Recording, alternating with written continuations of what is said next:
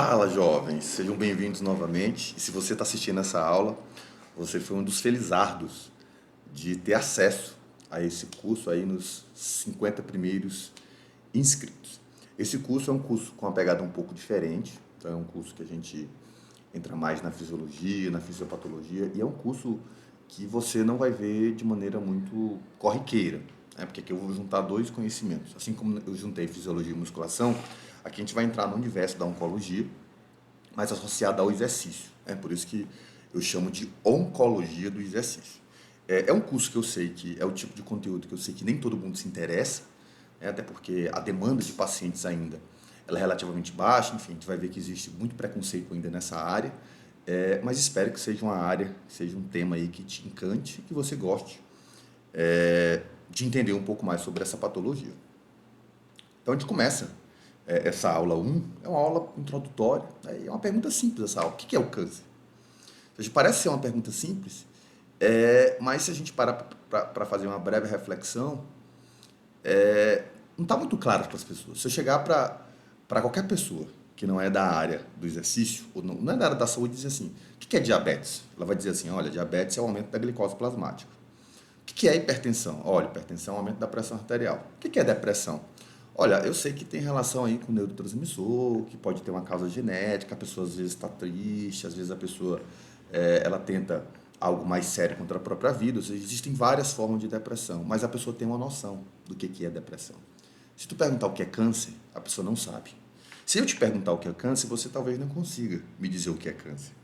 Ou seja, quando a gente fala de câncer, é meio que obscuro, né? Você lembra morte, você lembra tristeza, você lembra tragédia, você lembra assim uma sentença.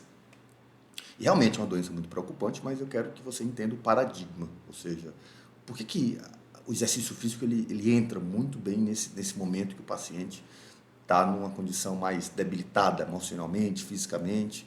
E o câncer ele não afeta só a pessoa que tem a doença, ele afeta a família inteira. Ele afeta amigos, ele afeta familiares, ou seja, é uma doença que envolve outras variáveis. Mas enfim, espero que essa aula consiga contribuir, com esse curso consiga contribuir com a tua formação.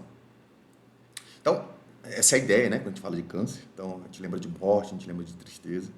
E eu quero trazer talvez um panorama um pouco diferente para vocês. Primeiro, a gente entendendo, por isso que essa é uma aula um pouco mais introdutória. Quando você olha para essa imagem, é uma imagem muito conhecida aí quando a gente começa a estudar os primeiros capítulos do livro de oncologia. Essa aqui é a Rembrandt. Se você olhar para essa imagem, o que essa imagem te chama a atenção pensando no câncer? Eu vou te dar alguns segundos para tu olhar para essa imagem e eu quero que você me diga o que te chama a atenção aqui. Se você fizer uma breve reflexão, eu tenho uma mulher sentada, né, sem roupa. Eu tenho uma senhora aqui lavando os pés dessa senhora, essa jovem senhora. Mas se você observar de maneira muito... E aqui eu estou falando de 1606. Se você observar com muito cuidado e com muito carinho, você vai ver que essa mama aqui, ó, ela está inchada. E você vai perceber que o antebraço dela está mais grosso que o braço. Ou seja, aqui é uma característica típica que talvez, né, quem pintou essa imagem não tinha essa noção, obviamente, de que a gente está falando de um câncer. Mas a riqueza de detalhe ela foi tão grande que aqui ele estava descrevendo nessa pintura uma invasão de linfonodo e o inchaço no membro que é muito acometido em caso de câncer de mama. Isso não acontece somente em pessoas, obviamente, né? A gente tem câncer em animais, enfim. E a gente vai ver que em algumas situações, como por exemplo, tem alguns casos muito famosos de crianças, né, que trabalhavam limpando chaminé e no futuro, 10, 12 anos depois, elas desenvolveram câncer de testículo. Então, a gente vai observar que existem algumas variáveis que eu tenho que são genéticas, ou seja, eu posso ter uma alteração no meu padrão de gene, e aí eu já adianto, todo câncer ele é genético, mas nem todo câncer ele é hereditário. A gente vai entender isso ao longo do curso. Ou seja, o que isso significa? O fato do teu pai ou da tua mãe, eles terem câncer, ou tiveram câncer, não quer dizer que você vai ter, necessariamente. A probabilidade sua é maior. Ou seja, do mesmo jeito, o inverso é verdadeiro. Ou seja, se você tem um pai, tem uma mãe que não tiveram câncer, ou que não tem câncer, não quer dizer que você não possa tê-lo. Porque esse erro genético ele pode ser por N motivos. Um deles é o hereditário. é que a gente tem algumas mutações que passam de uma família para outra. É aqueles casos que você conhece uma família inteira que tem determinado padrão de tipo de câncer. Enfim, que são coisas que são um pouco diferentes. A gente tem cânceres também em animais. Né? A gente conhece aí, por exemplo, os cachorros, né? O Shih Tzu, ele tem um tumor muito conhecido que é o lipoma. Que são tumores aqui que não são necessariamente tumores, né? Que não é câncer, a gente vai ver essa diferença de tumor para câncer. Né? Muita gente fala assim, olha, eu tive um câncer benigno. Não existe câncer benigno, câncer é câncer. Você teve um tumor não neoplásico, um tumor que não evoluiu para câncer. Tá? Então não existe câncer benigno, é um termo errado que é utilizado na prática. Quando a gente observa para esses dados, é engraçado porque as pessoas vão falar assim, olha, o câncer é uma doença da modernidade. O câncer foi uma doença criada pelo homem. Né? Sempre tem aquelas pessoas que fazem a teoria da conspiração. Se você olhar para esses dados, ó, o que era a principal causa de morte aqui no passado? Aqui a gente está pegando os dados da Inglaterra, mas se eu olhar aqui, 1848 e 1854, a gente vai observar de que as pessoas morriam naquela época. Tuberculose, bronquite, cólera, infecção intestinal, tuberculose, enfim, escarlatina, diarreia, ou seja, eram doenças que a gente não tinha vacina, que a gente não tinha saneamento básico, ou seja, as pessoas, se você observar, elas morriam de maneira aguda. Então, você era infectado, você era contaminado, você desenvolvia, por exemplo, a tuberculose, em pouco tempo você morria. Com o advento da medicina, da farmacologia, de todo o aparato que a gente tem de saúde hoje, se a gente pega evoluir aqui para 2012, a gente observa que nessa época aqui, ó, não tinha câncer. As pessoas não morriam de câncer. Você está vendo como nessa época não tinha câncer? E aí é uma interpretação errada, porque se a gente olha para a atualidade, a gente observa que o câncer, e aqui é um dado bem antigo, né, a gente tem dados um pouco mais recentes, que eu tirei essa tabela de um livro, que é um livro muito conhecido na área de oncologia, a gente observa aqui que as mulheres, por exemplo, o câncer está aqui nos top 5, se eu paro para pensar câncer de pulmão, câncer de mama, câncer de colo, e os homens aqui estão em segundo lugar, né, só perde para a doença cardiovascular. Inclusive, esse ano, teve empate aí, o câncer está matando tanto quanto a doença cardiovascular, né, que é uma coisa preocupante. E é o que alguns autores já defendiam essa ideia, já apontavam, olha, o câncer ele vai superar as doenças cardiovasculares, que é o que está acontecendo. E aí, quando você olha para esses dados, você não entende muito bem, poxa, por que o câncer, né, ele é uma doença da atualidade, por que no passado não tinha câncer? Se você olhar a expectativa de vida das pessoas, a gente vai observar que aqui eu tenho pessoas em milhares e milhões, né? E aqui eu tenho 848, quando as pessoas morriam daquelas doenças que eu falei anteriormente, e aqui em 2012, ou seja, muito tempo depois, e a gente está aí, enfim, a gente evoluiu muito mais aqui se for pensar em expectativa de vida. Se a gente for observar mulheres e homens, ó, a faixa etária aqui, poucas pessoas chegavam aqui nos 80 anos. Ó. Então, a grande maioria ficava aqui, ó, 30, 40, que era o maior terço médio aqui. Se eu venho para cá, a expectativa de vida muda drasticamente. Então, a gente vai entender que o câncer, uma das variáveis que causa câncer, às vezes a pessoa esquece. O que mais causa câncer? Você viver mais.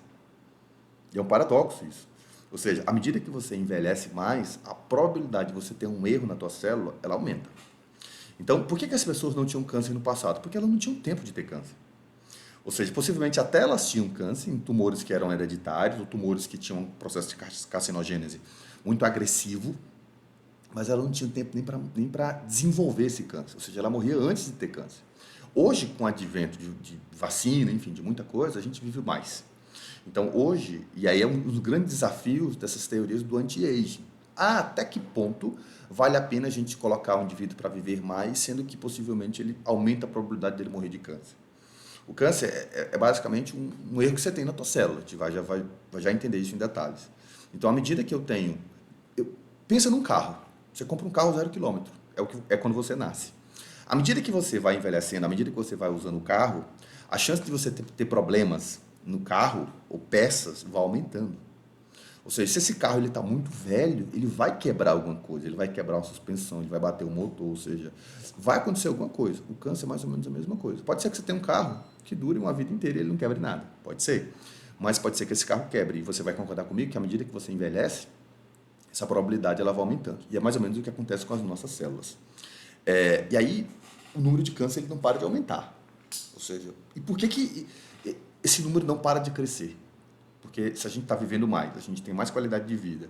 E eu vou já mostrar para vocês um slide bem interessante, que ele diz as principais causas de câncer.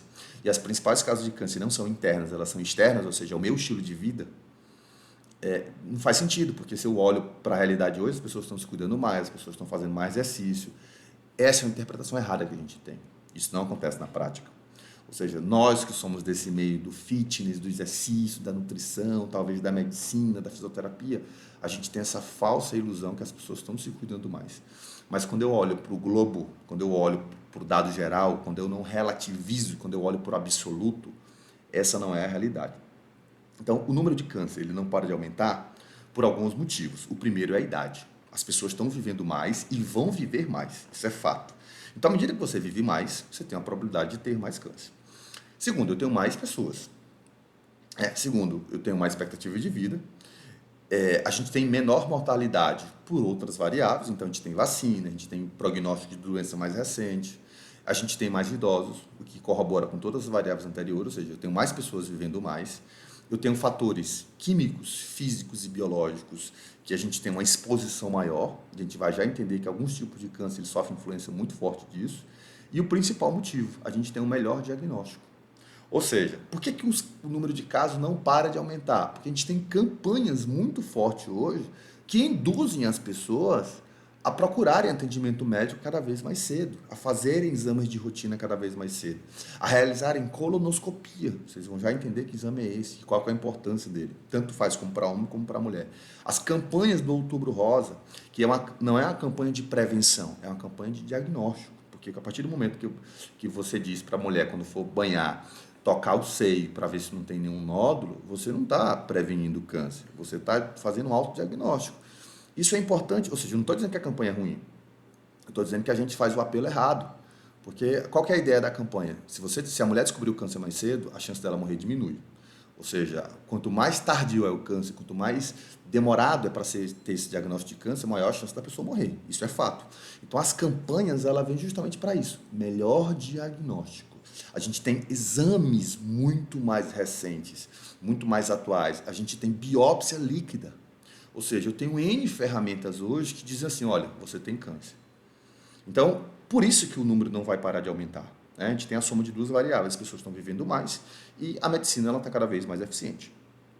E aí o câncer é uma doença de probabilidades. Ou seja, a gente conhece aqui o caso da Angelina Jolie, que te retirou a mama, então a gente tem alguns genes que são expressos em certos tipos de câncer, que era o caso dela, né? Ela fez uma análise genética, um perfil genético, e ela preferiu retirar a mama, ou seja, ela preferiu não correr esse risco de não desenvolver essa doença. Ela poderia ter desenvolvido câncer? Poderia, como também não poderia. Ou seja, você não tem como saber. Por isso que é uma variável de probabilidades. Esse é um trabalho muito legal, é um trabalho da Nature, um braço do Clinical Oncology, é um trabalho de revisão, que ele traz alguns dados bem interessantes, que corroboram basicamente com o que eu falei anteriormente. Se a gente olha aqui, número de novos casos em milhões, e aí ele traz aqui um panorama, bolinha aberta em 2018, e o que vai acontecer em 2070. E ele traz os países, muito baixo DH, médio DH, alto IDH e muito alto IDH. Olha que interessante. Se você olha países que são muito ricos, os casos de câncer vão ser maior do que os países que são muito pobres. E aí você diz, cara, isso não faz sentido. Lógico que faz sentido.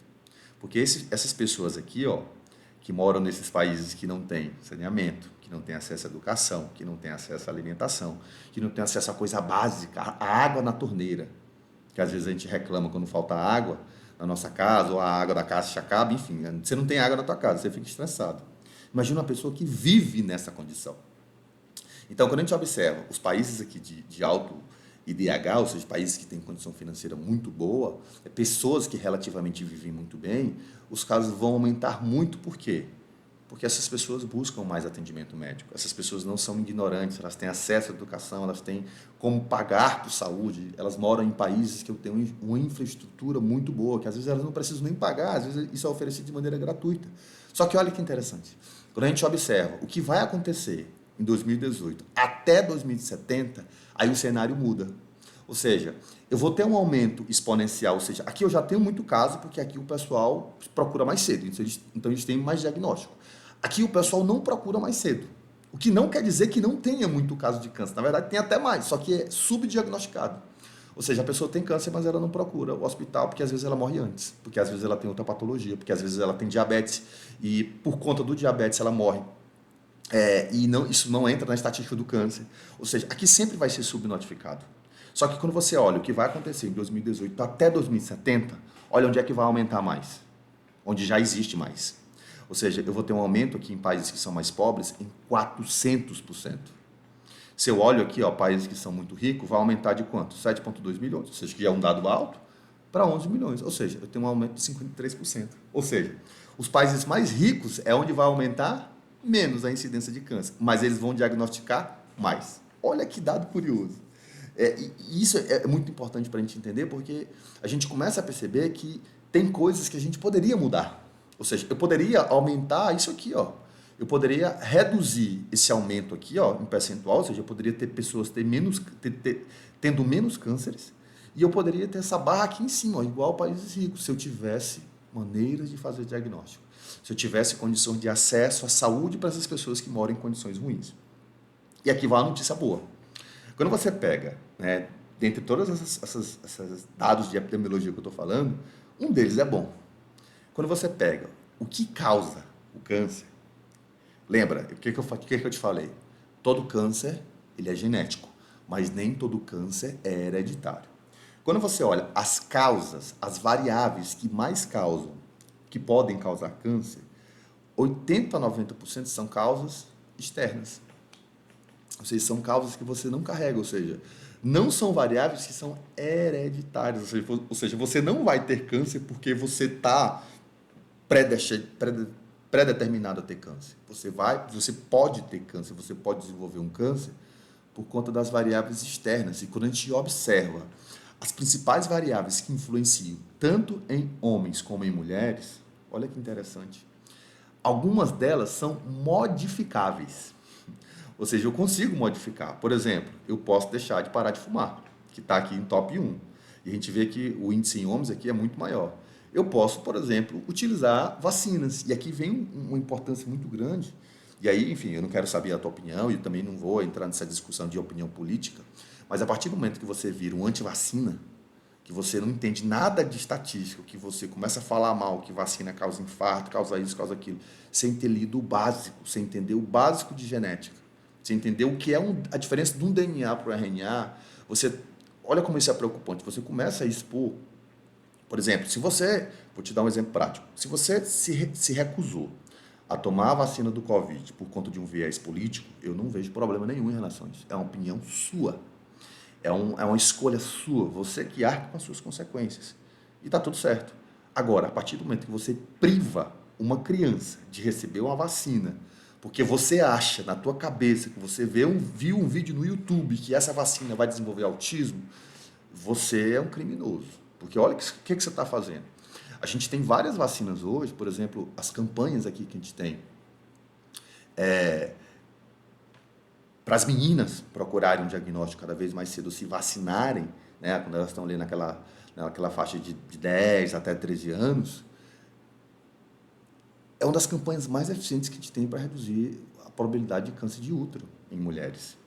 E às vezes a criança ou o adolescente é privado desse benefício porque o pai tem um viés ideológico totalmente, enfim, extremista e diz que a pessoa não vai tomar vacina. Ou seja, aqui você tá vendo que eu tenho várias infecções que poderiam ser prevenidas por vacina, que as pessoas não tomam por conta de viés político. E aí a gente pode resumir isso em ignorância. Ou seja, as pessoas são ignorantes. E se eu olho das variáveis, por que eu estou batendo nesse ponto? Porque o tabagismo aqui, algumas doenças relacionadas a infecções que poderiam ser evitadas, enfim, para a campanha de prevenção, principalmente a adesão maior à vacina, a gente olha aqui abaixo, ó, que essas 4 variáveis eu posso mudar. Por exemplo, ingestão de hortaliça, não ser sedentário, ingestão de fruta, sobrepeso, obesidade, ingestão de sal, ou seja, reduzir a ingestão de sal, ou seja, todas essas variáveis aqui, ó, elas estão relacionadas a quê? A estilo de vida, a forma que você toca a tua vida. Então, assim, isso é uma notícia triste e ao mesmo tempo é boa. É triste porque a gente sabe que eu poderia ter muito menos casos de câncer se as pessoas se preocupassem mais. Por isso que eu bato nessa tecla. Essas campanhas que a gente tem, Novembro Rosa, Outubro Rosa, desculpa, Novembro Azul, enfim. São campanhas importantes? São campanhas importantes, porque eu estou incentivando, eu estou batendo num assunto que diz assim, ó, procure serviço de saúde cada vez mais cedo, procure fazer exames, procure não deixar para descobrir um câncer mais tarde. Só que qual seria a melhor estratégia para você evitar ter um câncer? Ter bons hábitos alimentares, dormir bem e não ser sedentário. Ou seja, são coisas que relativamente influenciam em 80%, 90%. Olha a importância disso. Essa informação é tão importante que você deveria espalhar isso para o maior número de pessoas. E quando eu vou para os tipos de câncer, isso é preocupante. Quando eu pego aqui 2020 até 2070, por exemplo, o câncer que eu trabalho no doutorado é esse câncer aqui, ó, é o câncer de colo retal.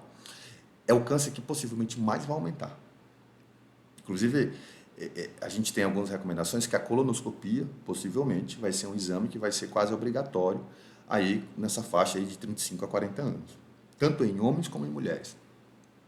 Quando eu pego aqui ó, câncer de mama, câncer de pulmão, câncer de próstata, cabeça e pescoço, a gente vai observar que esses cânceres não vão mudar tanto. A próstata vai aumentar, pulmão também. E aqui a gente vai observar que a mortalidade desses cânceres ela é diferente. Por exemplo, o câncer de mama, ele não mata tanto como o câncer de pulmão.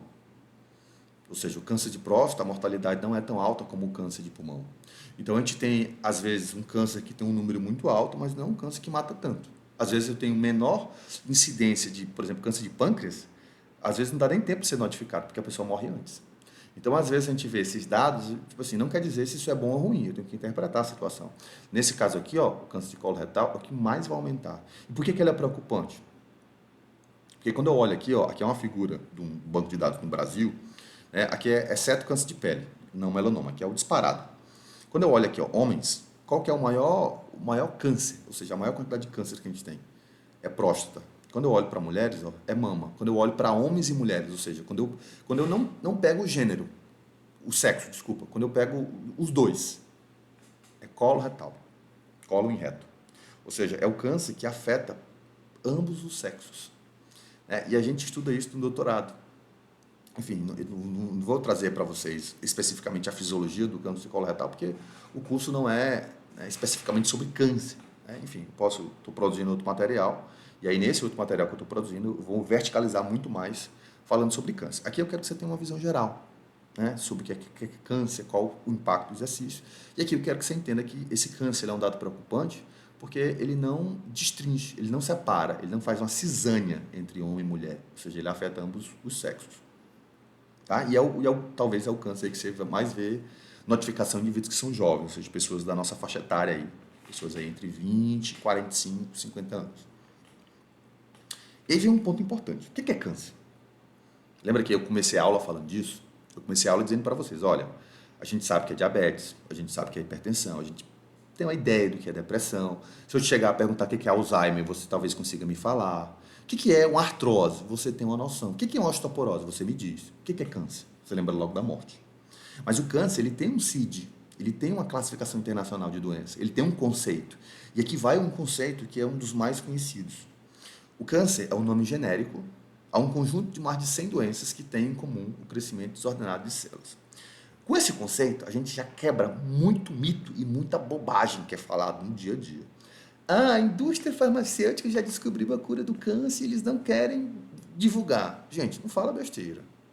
Por favor, a gente está discutindo aqui num nível acadêmico um pouco elevado. Pelo menos eu espero que a nossa conversa esteja em um nível bom. Porque quando você fala isso, você não parou para pensar que, amiga, se a indústria farmacêutica, se a ciência, eu tenho duas opiniões sobre isso, que, enfim, não tem como uma pessoa usar um argumento desse e ela achar que isso é lógico. Porque é o primeiro argumento. Na ciência, tem uma coisa chamada vaidade. Você tem noção da pessoa que descobrir a cura para uma doença dessa? O nome dela vai ser eternizado, é prêmio Nobel. Enfim, ela vai entrar para o hall dos cientistas, das pessoas mais influentes do planeta. E não tem nenhum dinheiro no mundo que supere isso. Isso é a vaidade do pesquisador, é a vaidade do cientista. Todo mundo, quando termina um doutorado, se você faz um mestrado ou um doutorado, você quer publicar seu trabalho numa revista de alto impacto. Você quer ser reconhecido pelos seus pares. Olha, fulano de tal publicou um trabalho numa revista tal. Isso é vaidade. Ou seja, e isso é uma coisa que o pesquisador busca. Então, não acha que se isso acontecer, a pessoa vai, não, deixa eu ficar quietinho aqui, eu quero só ganhar dinheiro, a farmácia, a indústria farmacêutica vai me pagar para me não divulgar, porque eu quero vender remédio. Essa ideia não existe. Segundo ponto, eu penso que é justamente o contrário. Se a indústria farmacêutica, ou se a ciência descobre o tratamento para uma doença como essa, amigo, amiga, eles vão vender isso como água. É justamente o contrário. Aí é que eles vão vender remédio. E o terceiro, pelo termo técnico, como é que você diz assim que a pessoa descobriu, a ciência já descobriu a cura do câncer? Sendo que o câncer, eu estou falando de quantas doenças? Eu estou falando de mais de 100 doenças. Qual câncer, amigo? Qual tipo de câncer? Qual subtipo molecular? Ou seja, você está falando de quê? É um câncer de mama? Tá. É um HER2? Tá. É um câncer de mama triplo negativo? O que é câncer para ti? Então, são informações que a gente percebe que quando a pessoa fala isso, é um nível de ignorância muito grande sobre entender do conhecimento específico. Mas, enfim, eu nem culpo essas pessoas. E aí eu vejo a nossa importância. Você que está assistindo essa aula, você tem um papel fundamental na sociedade, de levar informação de qualidade. Dizer assim, olha, não é isso que a ciência fala. Olha, não é isso que a literatura fala. Quando você fala que já descobriram a cura do câncer, o câncer é um nome genérico, amigo. Estou falando de mais de 100 doenças. Eu tenho câncer de pulmão, eu tenho câncer de mama, eu tenho câncer de próstata, que cada doença é uma doença totalmente diferente. E quando eu pego dentro dessa doença, eu tenho subclassificações. E quando eu pego a classificação, eu tenho classificação dentro da classificação. E cada doença é uma doença. Então não dá para me dizer que foi descoberta a cura do câncer e a indústria farmacêutica que não quer divulgar. Não diga besteira. De onde é que vem o nome câncer? O nome câncer, teoricamente, do grego, caranguejo significa carquinos. E Hipócrates, que é considerado aí o pai da medicina por muitos, ele começou a observar que alguns pacientes, quando morriam, que ele ia analisar os corpos, onde tinha essa massa tumoral, esse tumor ele tinha vários tentáculos que lembravam patas de caranguejo. E daí veio o termo câncer. É mais ou menos essas imagens que a gente tem aqui. Ó.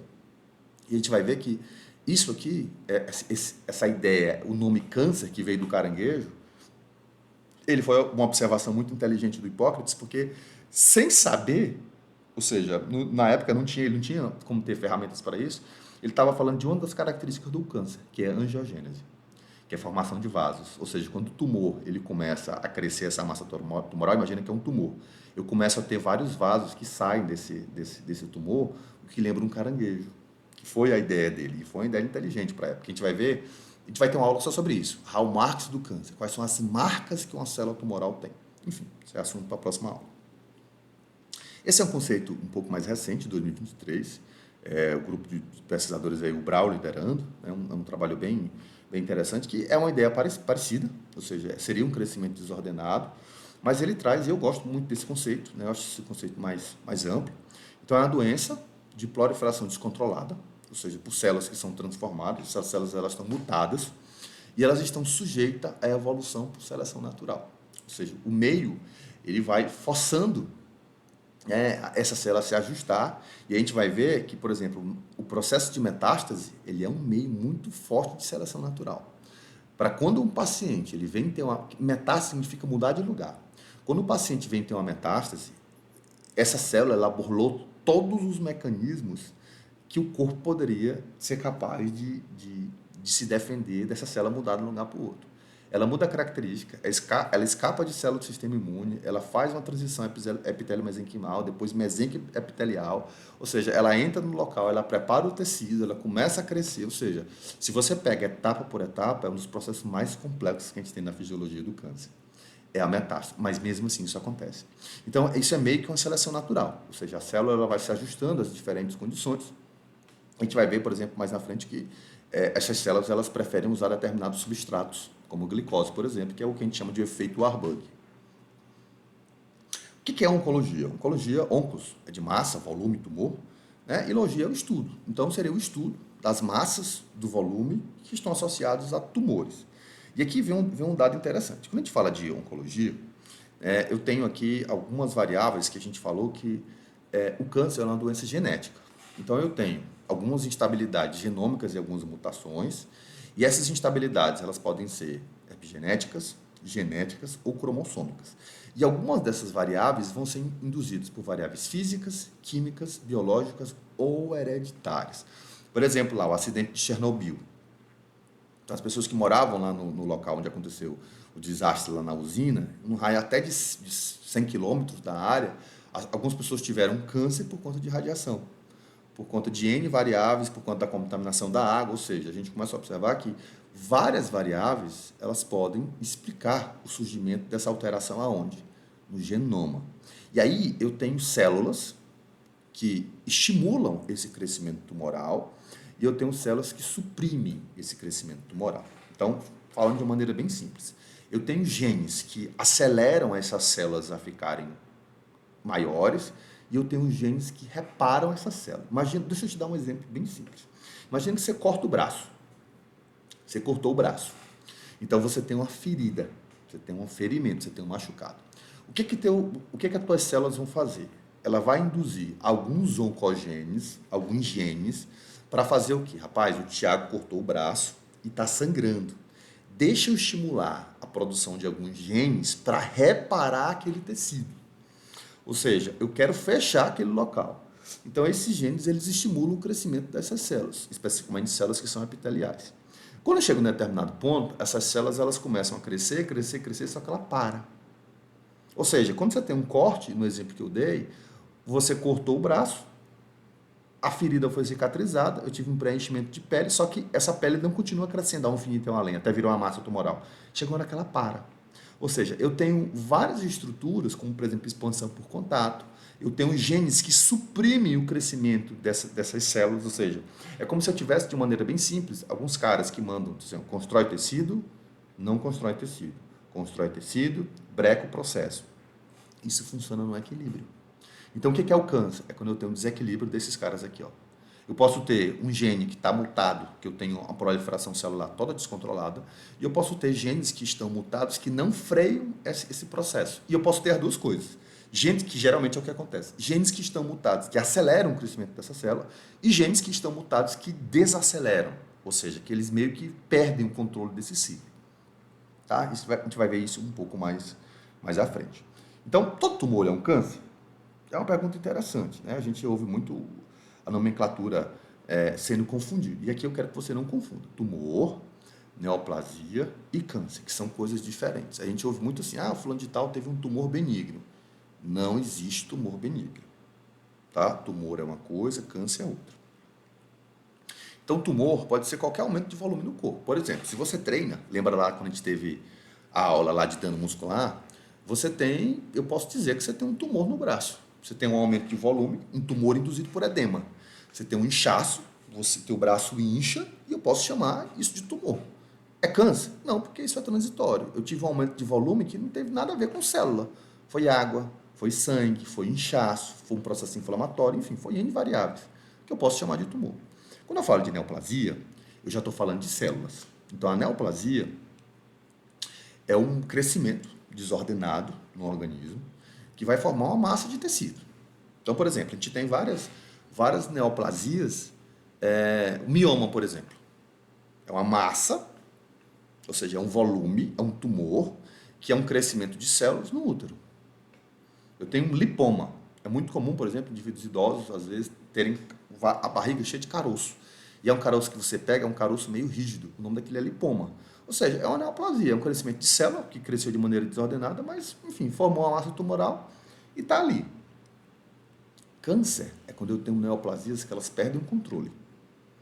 Então, câncer é uma neoplasia maligna. Então, quando eu falo de tumor, não existe tumor maligno. Se eu estou falando de câncer, o câncer já é uma neoplasia maligna. A neoplasia não. Eu posso ter uma neoplasia que não é tumor e eu posso ter uma neoplasia que cresceu, enfim. E não necessariamente ela pode desenvolver um câncer. Só para a gente entender essas coisas. A gente vai falar aqui de câncer, mas o que não significa, por exemplo, que uma neoplasia, que um tumor na cabeça seja uma coisa boa. Por exemplo, se eu tenho um tumor no pâncreas, eu posso ter um insulinoma, que é um tumor que induz a secreção de insulina. Se eu tenho um tumor na hipófise, por exemplo, eu posso liberar muito a liberação de GH. Que você pode pensar, cara, mas isso é bom liberar GH. Só que nesse caso eu posso ter um crescimento do coração, você pode morrer por insuficiência cardíaca.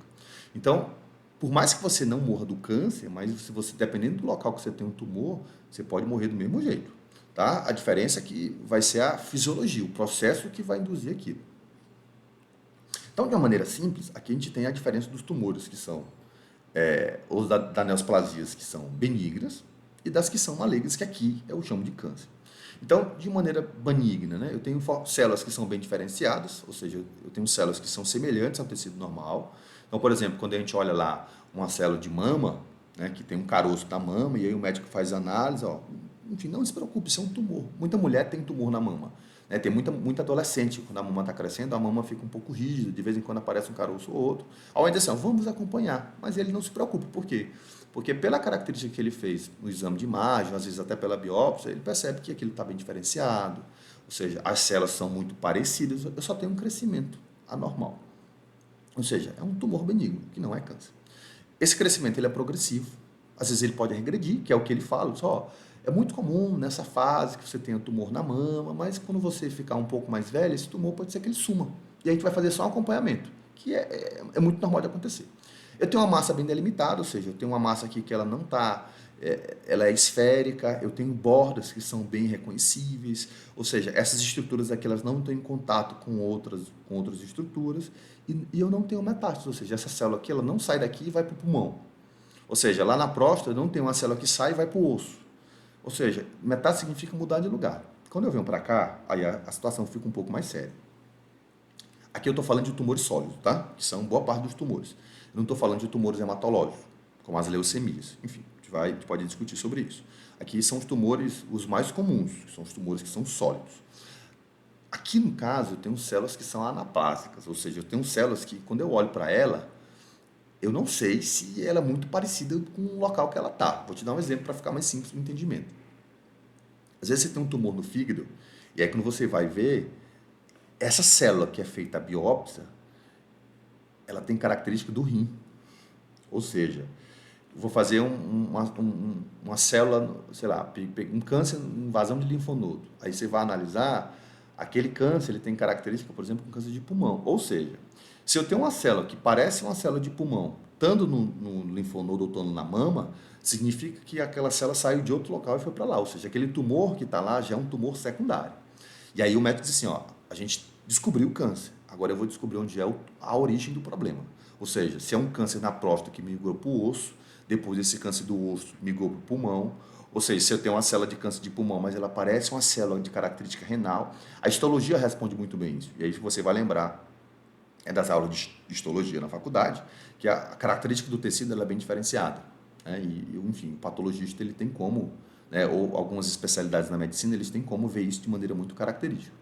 Eu tenho um crescimento muito rápido, né, e aqui vai ser muito relativo também, porque, por exemplo, eu tenho câncer de próstata, que o crescimento não é necessariamente tão rápido assim, ou seja, são crescimentos que são um pouco lentos, mas eu tenho crescimentos, por exemplo, que são muito rápidos. Por exemplo, câncer de pâncreas, né? A gente tem uma evolução aí tumoral muito agressiva.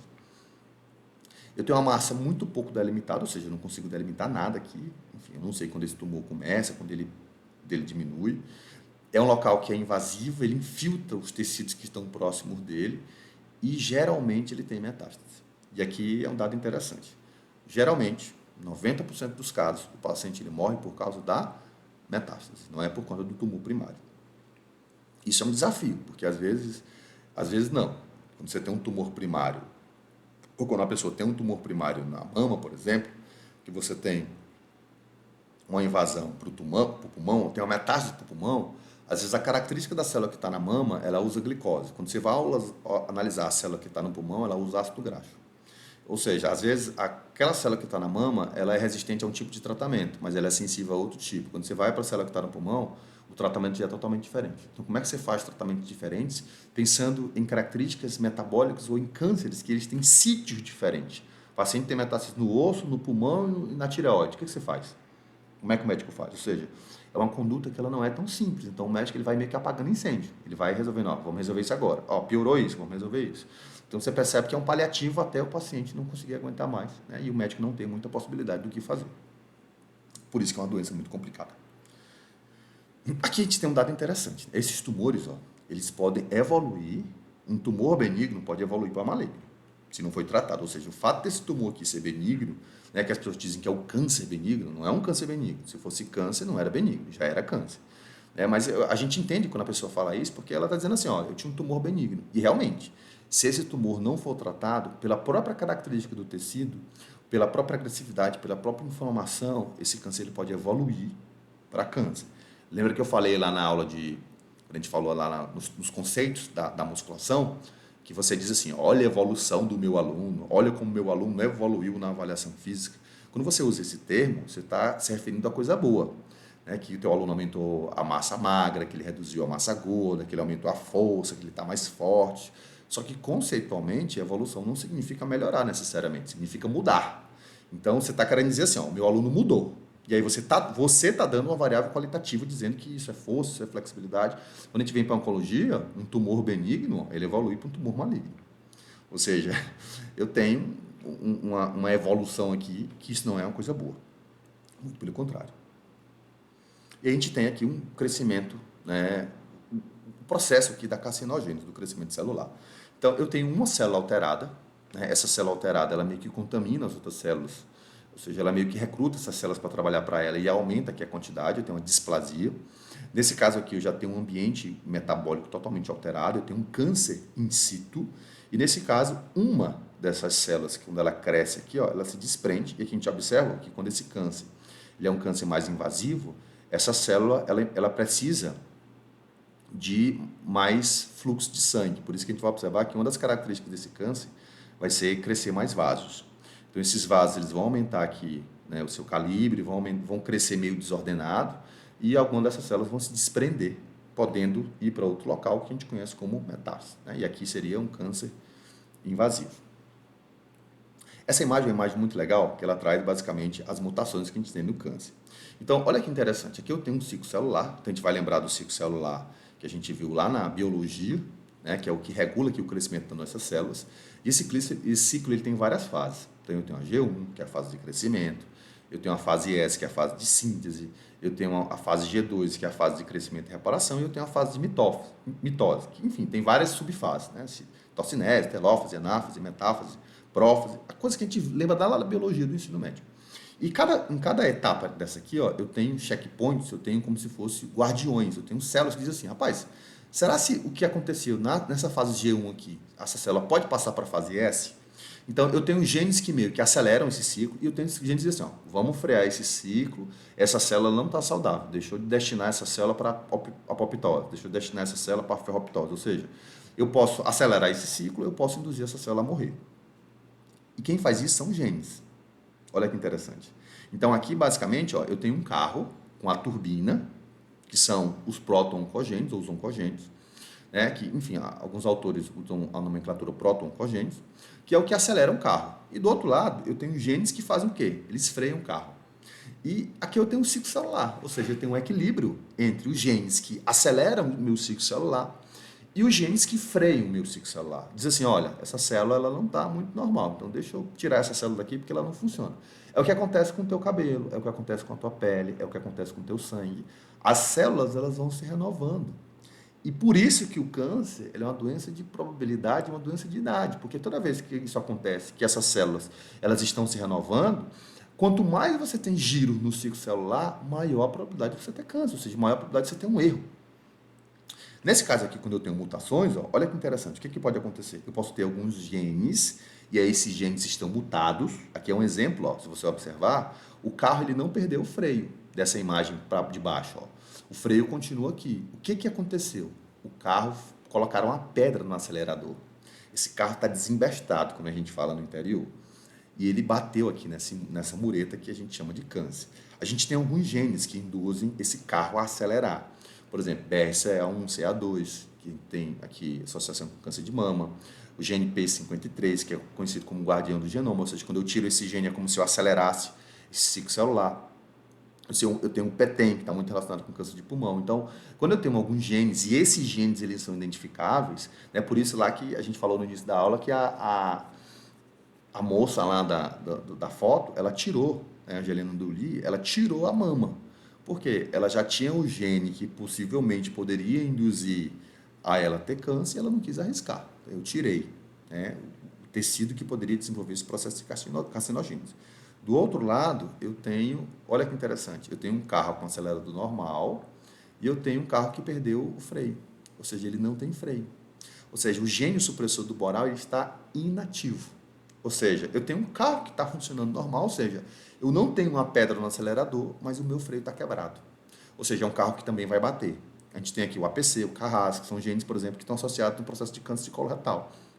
Então, para cada tipo de câncer, a gente vai ver que a genética é absurdamente diferente. Aí eu volto a falar lá na minha frase inicial. O câncer é um conjunto de mais de 100 doenças. Ou seja, eu estou falando de muitas doenças dentro de uma patologia. Entende como isso é difícil? Por exemplo, eu não tenho propriedade aqui para te dar uma aula de câncer de pulmão.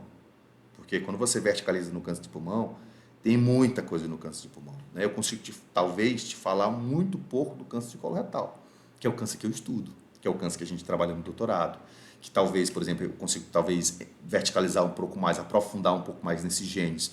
No sarcoma, que é um câncer que a gente trabalha com animal, esses dois tipos de câncer. Mas 90 e outros tipos de câncer eu não tenho nem ideia para onde é que vai, devido à complexidade. Por isso, quando você vê, e aí é uma coisa que eu tenho que ter, é humildade. Diz assim, rapaz, eu só sei isso.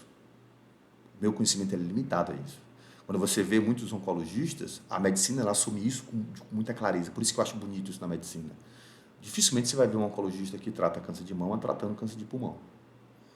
Ou seja, pode ser que isso aconteça? Pode ser. Em alguns casos de câncer iniciais, às vezes o médico está lá no interior e aí ele não tem, o paciente não tem esse acesso de ter contato com um especialista. Mas se você tem acesso à saúde, você vai trabalhar, você vai ser tratado por um camarada que trabalha com câncer de pulmão, que trabalha com um tipo específico de câncer de pulmão, ou seja, é outra realidade. É uma pessoa que passou a vida inteira estudando só aquele tipo de câncer. E aí eu entendo, né, e espero que você entenda também, porque cada câncer é um universo completamente diferente. Cada câncer, literalmente, é um mundo. Tá? E eu não tenho nenhuma pretensão aqui nesse curso de te explicar todos os tipos de câncer, até porque eu não sei. Basicamente, quando a gente vê vários quimioterápicos, né, olha que interessante, quando a gente vê as fases aqui do ciclo celular, a gente vai observar que em cada fase eu tenho meio que estruturas que vão fazer essa checagem, esse reparo do meu DNA. E aqui a gente tem, por exemplo, um quimioterápico bem conhecido que é a doxorubicina. Né? Ela vai atuar aqui em algumas fases, ela vai fazer um checkpoint, ela vai dizer assim, ó, pai, deixa eu ver se essa célula está normal. Ou seja, deixa eu ver se essa célula dessa fase G1 ela pode passar para a fase S, né? Que é o checkpoint G1/S e o G2/M. Enfim, a gente vai falar um pouco disso quando a gente falar dos quimioterápicos. E basicamente a ação desses quimioterápicos ou é induzir essa célula à apoptose ou é gerar danos ao DNA. Enfim, ou é inibir telomerase, ou é gerar algumas variáveis que a gente vai ter que, cada tipo de quimioterápico ele vai ter uma ação de maneira muito precisa e muito específica. Então aqui quando a gente olha, né, para o tecido tumoral, né, eu tenho um quadro de metástase, né, aqui que é a continuação daquela imagem que a gente viu, que é um resumo basicamente do que a gente viu nessa aula. Então aqui eu tenho uma célula tumoral, ou seja, tem um tumor original, então por exemplo, vamos falar aqui da próstata, então eu tenho um tumor na próstata e aqui eu tenho esse crescimento de vasos desordenado, enfim, esses vasos aqui, você vai perceber ó, que eu tenho umas células, eu tenho vasos que estão, enfim, cresceu de maneira toda doida, e eu tenho regiões da minha célula que eu não tenho vaso nenhum, ou seja, aqui eu tenho hipóxia, aqui eu tenho anóxia. Ou seja, aqui eu tenho a chegada de um pouco de sangue, aqui não tem sangue nenhum e aqui vai ter necrose.